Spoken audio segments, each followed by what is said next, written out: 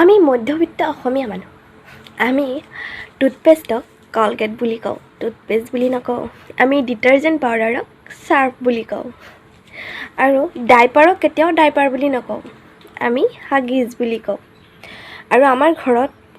নাৰিকল তেলৰ যিটো টেমা আছে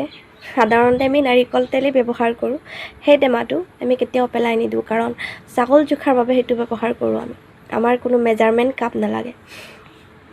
আৰু আমাৰ ঘৰত আপুনি হৰলিক্সৰ টেমা বৰ্ণভিটাৰ টেমা এইবোৰত চাহপাত চেনি জলকীয়া গুড়ি হালধি গুড়ি এইবোৰ নিশ্চয়কৈ পাব আমি পানী বটল হিচাপে এইবোৰ মিল্টন চেলৰ আৰু ভাল ভাল ব্ৰেণ্ডৰ যিবোৰ বটল পোৱা যায় দেখাতো ধুনীয়া সেইবোৰ ব্যৱহাৰ নকৰোঁ আমি ব্যৱহাৰ কৰোঁ মাজাৰ বটল স্প্ৰাইটৰ বটল পেপচিৰ বটল সেইবোৰ ব্যৱহাৰ কৰোঁ আমি আনকি আমি বজাৰৰ পৰা অনা পলিথিনবোৰো ভালকৈ থৈ দিওঁ কাৰণ সেইবোৰেৰে কেতিয়াবা চৌকাত জুই জ্বলালে ব্যৱহাৰ কৰিবলগীয়া হয় সেইবোৰ আমি পেলাই নথওঁ সেইবোৰ এটা মোনাত ভৰাই থৈ দিওঁ আৰু যেতিয়া জুই জ্বলাওঁ সেইবোৰ দি কামত আহে টুথপেষ্ট বা ক্ৰীম একেবাৰে শেষ হৈ যোৱালৈকে আমি ব্যৱহাৰ কৰোঁ যেতিয়ালৈকে আমাৰ মনে নামানে যিটো শেষ হৈ যোৱা নাই তেতিয়ালৈকে আমি ব্যৱহাৰ কৰোঁ চেপি তাৰ